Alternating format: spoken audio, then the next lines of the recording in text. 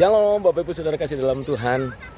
Bersyukur tentunya masih bisa punya kesempatan untuk kita bisa mendengarkan kebenaran firman Tuhan, dari pesan Tuhan hari ini. Suatu hari, jujur kondisi tubuh saya sedang lemah. Saya sedang sakit hari itu. Saya tidak fit. Badan terasa sakit semua dan lain sebagainya, dan saya perlu waktu istirahat.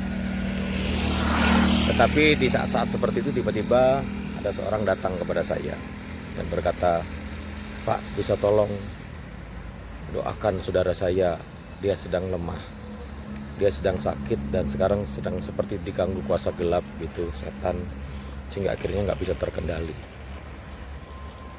Aduh, jujur saat itu saya bingung. Saya berkata kepada istri saya, "Gimana nih?" Istri saya juga bilang, "Kamu kan lagi sakit." Aduh, tapi ada sesuatu dalam diri saya untuk terus terdorong untuk mendoakan.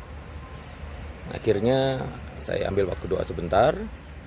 Saya minta petunjuk Tuhan dan akhirnya saya bilang, "Oke, di mana tempatnya saya akan ke sana." "Sama saya aja, Pak." "Oke."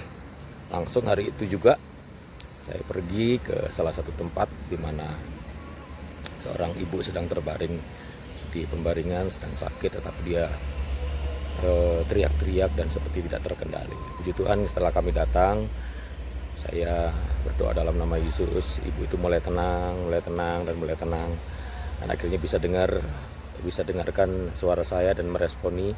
Sampai akhirnya ketika saya tanya, "Ibu, percayalah kepada Tuhan Yesus. Kalau engkau percaya akan diselamatkan." Dan akhirnya dia mau percaya dan akhirnya kami doakan. Puji Tuhan, hari itu satu jiwa diselamatkan buat Tuhan. Nah, setelah itu saya langsung pulang. Kira-kira 2 hari kemudian, Bapak Ibu Saudara, 3 hari lah gitu, saya diberitahukan bahwa ibu itu sudah dipanggil Tuhan. Jujur saya terenyuh pada hari itu. Saya bersyukur kepada Tuhan karena Tuhan kasih kesempatan buat saya untuk bisa mendoakan ibu ini. Saya bersyukur hari itu saya responi dengan benar apa yang Tuhan mau. Untuk saya lakukan sesuatu sehingga saya berdampak buat keselamatan jiwa ibu itu.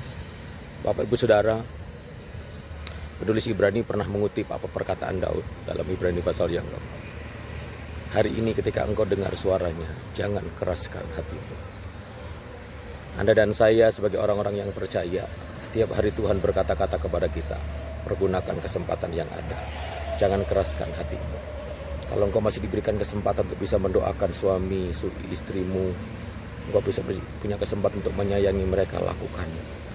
Karena engkau tidak pernah akan tahu kapan berakhir hidupmu dan kapan berakhir waktu untuk orang-orang yang kau kasih. Selagi kesempatan masih ada, lakukan yang baik. Jangan keraskan hatimu. Ada kesempatan untuk Anda bisa bertobat, bertobatlah.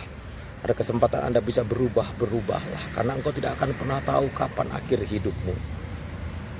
Ketika Tuhan perdengarkan suaranya kepadamu, jangan keraskan hatimu. Ingat baik-baik, pergunakan kesempatan yang ada untuk melakukan hal yang berkenan kepada Tuhan.